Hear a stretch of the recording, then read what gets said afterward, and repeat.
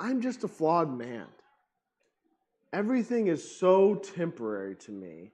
Everything happens, I'm so frail. Will you show me that your promise is going to come true? Will you make a covenant? I don't think he's directly asking to make a covenant. That's not what I'm trying to imply here. But I think that concept of the covenant was so strong in that culture that Abram was saying, is there some way you can give me that proof of that seal of a promise, right? And in our current context, we draw up agreements and settlements, and we think in very litigious. Is that the right word? We think in terms of law with agreements and things like that. But in that day, there was a spiritual element too to a covenant, because as we'll see, what God does is he actually condescends to an ancient Near Eastern practice for Abram's sake. For Abram's sake, he actually, the Lord of heaven and earth, he has given his word. And that's as good as gold, right? But nevertheless, he condescends to Abram's mortality, to his physical nature, and actually gives him a physical, he reenacts, if you will, or does the ancient Near Eastern covenant practice of walking between a separated animal.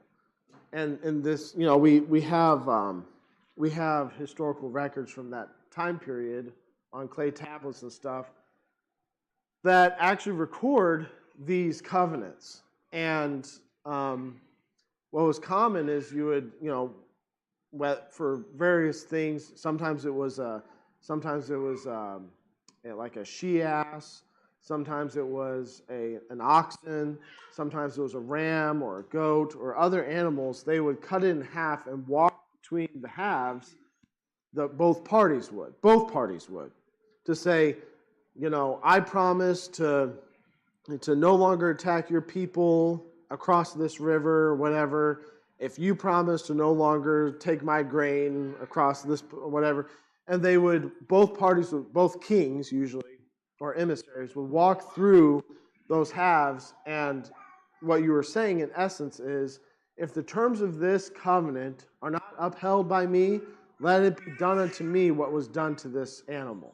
That's essentially what you're saying in visual representation, right? It wasn't just a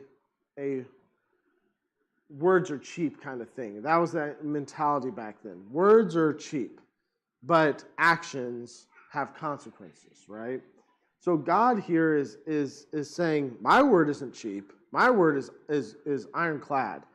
And in fact, it's so ironclad, I'm going to condescend to your request, and I'm going to go through this covenant process with you, except there's going to be some differences. The difference is you're going to be a passive participant in this covenant. I'm going to be the one who walks between this. And I think that it's going to be all on me. And it shows that God is incredibly faithful to his own word. The Lord responds by making a physical covenant with Abram. Like I said, God condescends to his own creation and swears by his own authority, for there is none higher. Hebrews 6:13.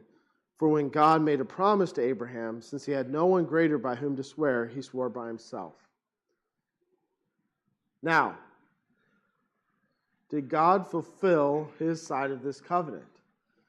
We have 3,000 years roughly since he made this covenant with Abram.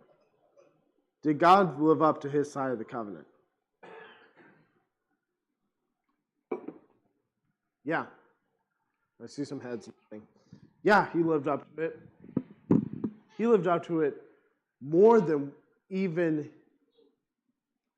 was expected, even expected by the Israelites. He lived up to it perfectly, better than any other person in history has ever lived up to a covenant.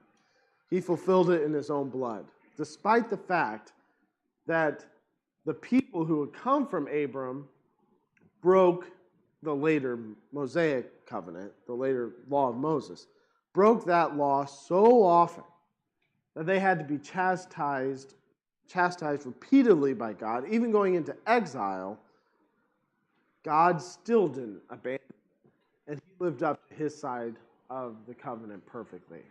Even, again, condescending to come in the physical for his people, as Jesus Christ, obviously.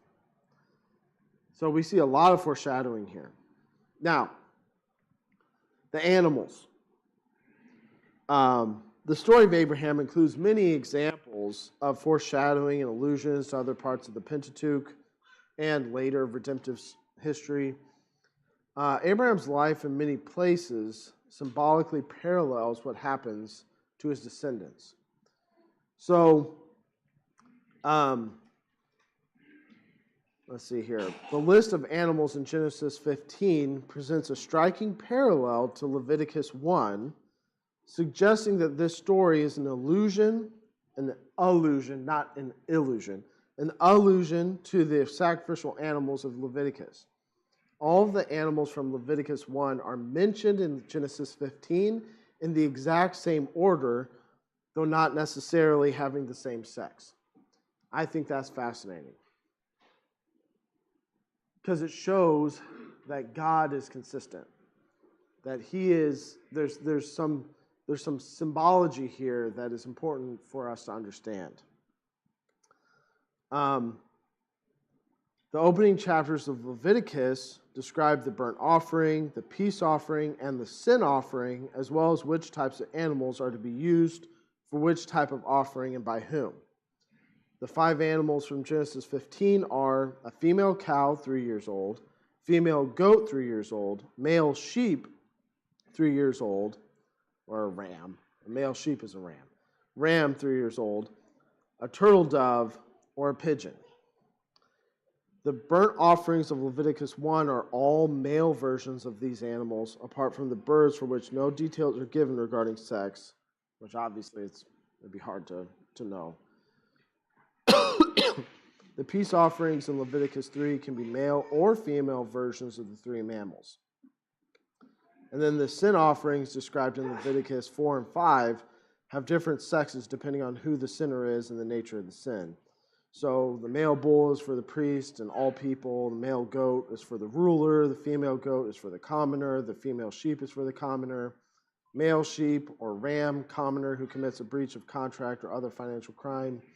Turtle dove, commoner, too poor to afford mammal. Pigeon, commoner, too poor to afford a mammal. All that being said,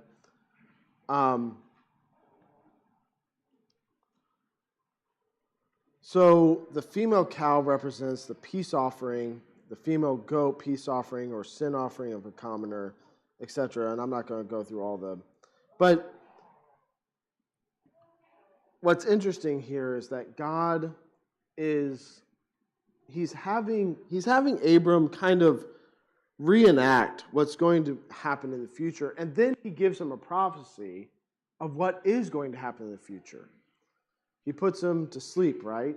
He says, well, first he tells him to do something, and Abram does it, right? He takes all these animals and separates them in half, and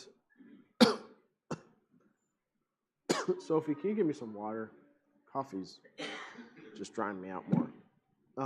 Thank you. Where was I?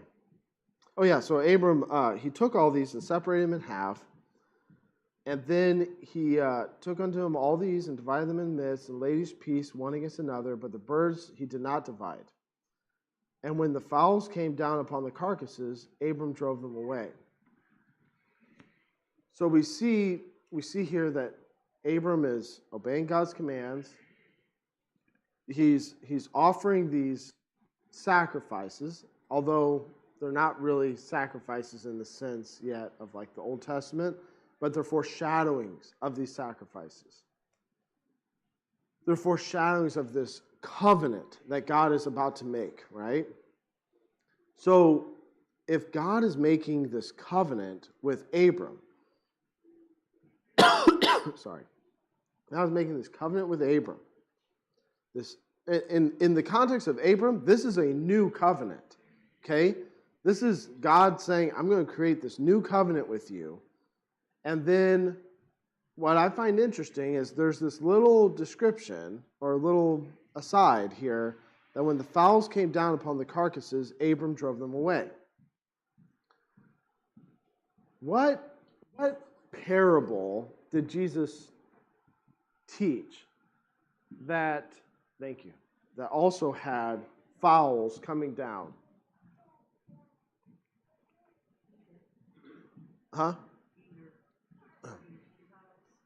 Peter what? Oh, yeah, the vision, yeah.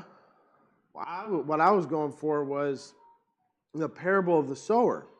Remember, whenever the seed of the kingdom, which is a new covenant with all mankind that God has made with Jesus, is being thrown out into the world, the fowls of the air come down and pluck it from the hard-packed earth, right?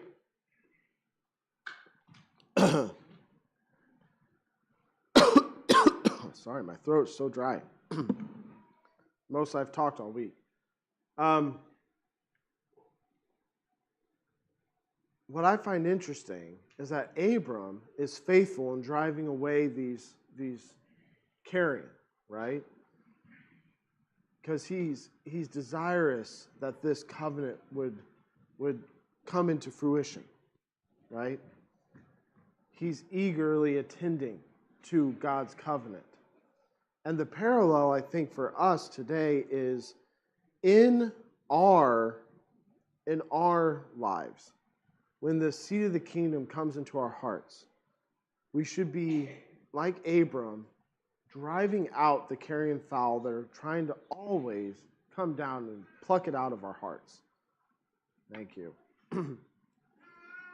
Because I know for me, I lose sight of that covenant sometimes. And I get discouraged, I get sidetracked, I get weary, I get tempted, whatever may happen. And the covenant that, the promise that God has made me and every single one of us very frequently begins to,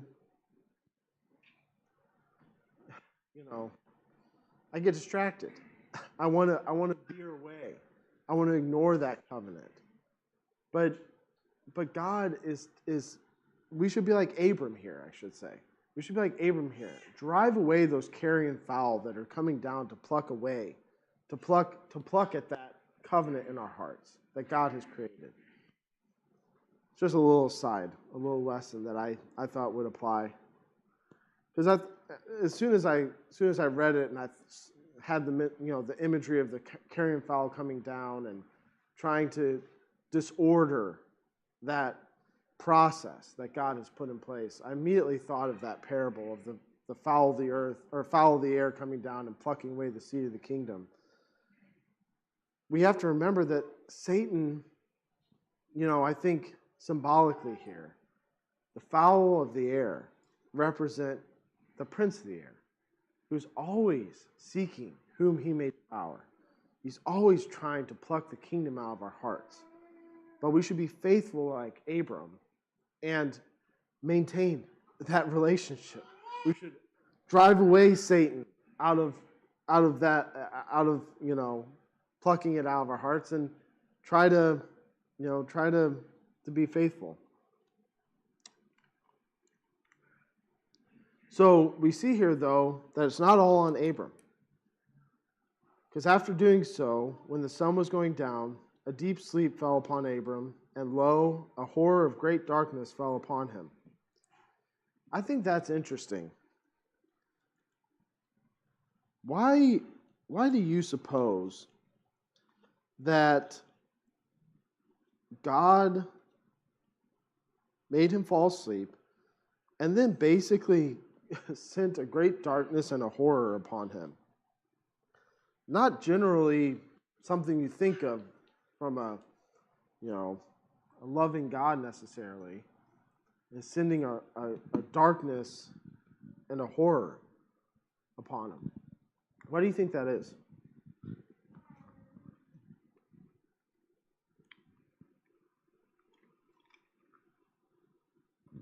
Do you have an answer? Oh, you smiled knowingly or something. Oh.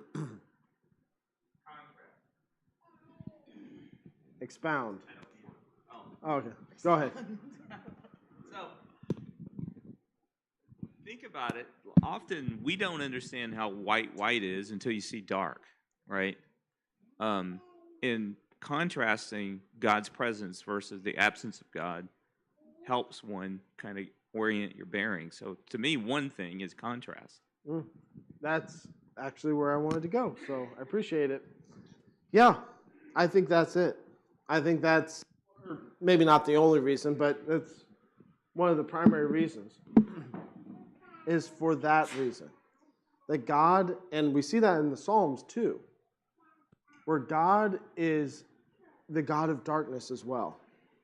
He's the God of light. He's the God of darkness. He is not like the pagan gods around there where they each had their little narrow domain where they were Lord of that domain.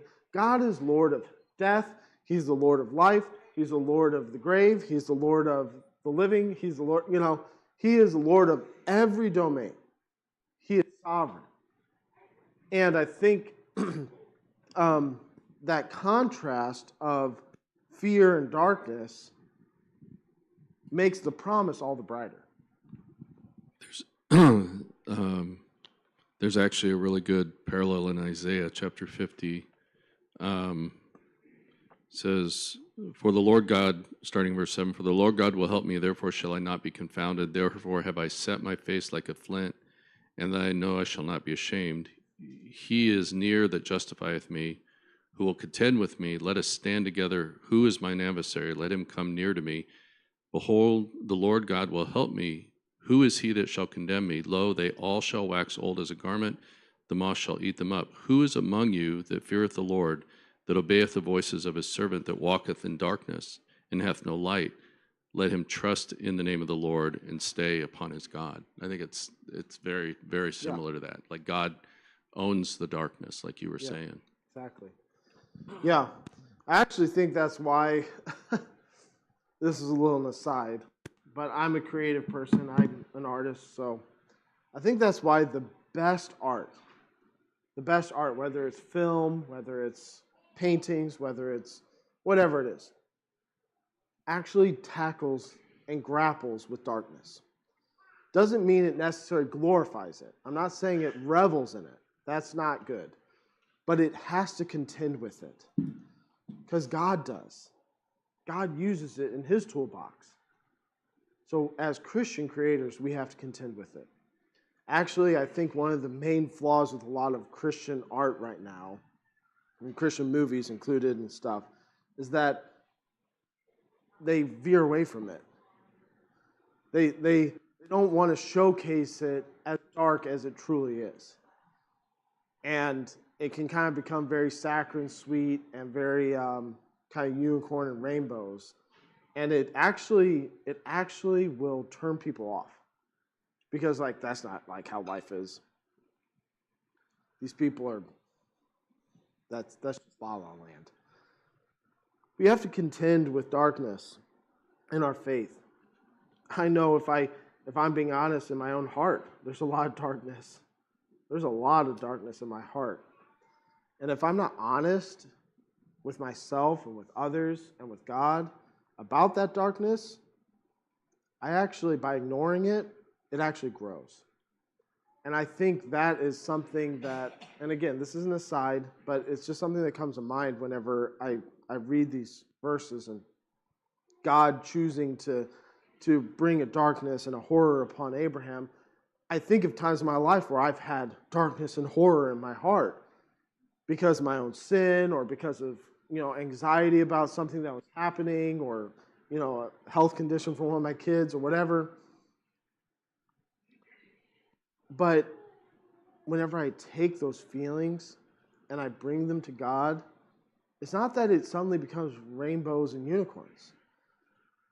But I find, like Dad just read in Isaiah, that it gets easier to set my face like flint.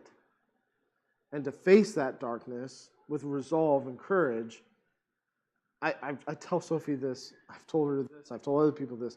I don't know how people get through life without Jesus by their side. I just don't understand. I'm not strong enough. I'm not strong enough.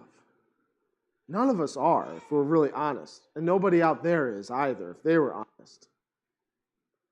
But I don't know how people get through those challenges without knowing that they have a hope and a promise and somebody literally there beside them.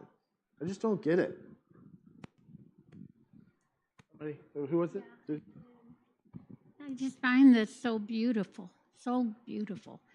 And the contrast is just great. And the verse that he read just says so much. And then what I feel too is that I think he's reminding Abram that if you think this is so hard for you to believe in me, and this is so much for me to expect of you, let me remind you what it would be if you did not. And look how much stronger and how much worse off you would be. Yeah. And how hard. You wouldn't think this is hard? Yeah. You don't want to try the other. Yeah, exactly. That's a great point, Susie. Yeah. Our greatest challenges with God by our side are a light affliction, Paul says, compared to the glory that is to be revealed in us. These are light afflictions, but they feel so heavy to us in the moment. And I'm sure Abram was feeling so heavy. He had just got done butchering these animals. He's probably covered in blood. Well, he probably washed up, hopefully. But, it's a gory process. Can you imagine cutting an ox in half? I mean, you're sawing through, I've butchered animals, and a whole ox, sawing it in half, gross. So he just got done doing all this. And then God brings horror and darkness upon him to, I think what you're right, Susie, to remind him that this is life without Yahweh, is darkness and horror only.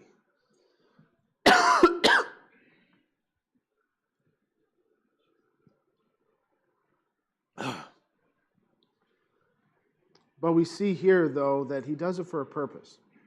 He said to Abram, "Know for sure that thy seed shall be a stranger in a land that is not theirs, and shall serve them, and they shall afflict them 400 years." So part of the horror and darkness, I'm sure, was God saying, hey, there's some bad news. This promise is going to come with a lot of suffering, too. There's going to be a lot of suffering. It's not going to be all unicorns and rainbows for your descendants. They're going to be oppressed for 400 years. I like to think of scenes in the Bible in cinematic terms. I like to use my imagination. I don't put my faith in my imagination, but I like to use my imagination to help my faith. Does that make sense? I think it behooves Christians to do so. Think of this scene as if shot by your favorite director in Hollywood or outside of Hollywood. What would that look like? I picture Abram, he's having like a horrible nightmare kind of thing. He's sweating and he's writhing back and forth, and God is showing him, a cruel slave master whipping one of his descendants. He sees the sand blowing in his people's faces as they're hauling blocks, on logs and stuff like that. He's just showing him all these horrible visions, the children being thrown into the Nile and being killed and persecuted. And then he shows them that, and also that nation whom they shall serve, will I judge, and afterward they shall come out with great substance. So he's showing him, on all likelihood, he's saying, look, this is what's going to happen. All this, the slavery is going to culminate in these plagues. And he's showing him, the fire and brimstone coming down and burning things and people dying and pestilence. I mean, wouldn't that be a horrible nightmare? Talk about darkness, if that was actually what was occurring. But then he shows him that they come out with great substance. And thou shalt go to thy fathers in peace. And I kind of picture all the darkness kind of subsiding, and now it's more peaceful and brighter of an image. And thou shalt go to thy fathers in peace. Thou shalt be buried in a good old age. But in the fourth generation they shall come hither again, for the iniquity of the Amorites is not full yet. And it came to pass that when the sun went down, and it was dark, behold, a smoking furnace and a burning lamp that passed between those pieces. On the same day the Lord made a covenant with Abram, saying, Unto thy seed have I given this land, from the river of Egypt unto the great river, the river Euphrates, the Kenites and the Kenizzites and the Canaanites, and the Hittites and the Perizzites and the Rephaims and the Amorites and the Canaanites and the Girgashites and the Jebusites. All this land will be your descendants someday. We promised to them. What came to mind to you whenever the sun went down and it was dark? A smoking furnace and a burning lamp that passed through those pieces. What's foreshadowed there?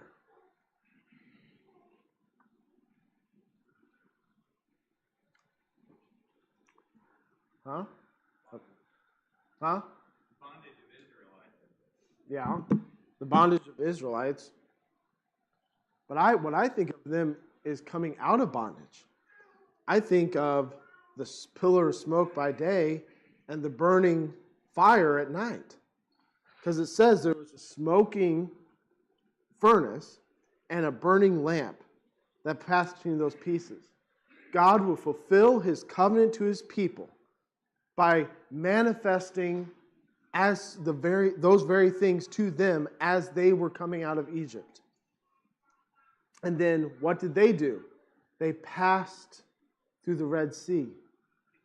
They passed, just like the smoking lamp and the burning fire passed through the animals, the people of God would pass through the Red Sea, being led by God through Moses to do so. And then we're led through the wilderness and all those things. I just think it's so cool, just all these symbolisms and foreshadowings that God gives us in the scriptures. It's such a magnificent story that I think sometimes we at least I approach it maybe too glibly or maybe with too much familiarity. I've been raised in the church since I was a baby. So it's like these stories just become kind of part of my fabric of life. They kind of become familiar, right?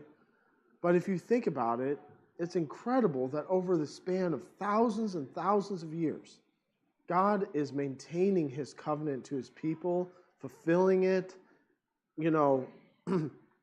making sure that all these things come to pass.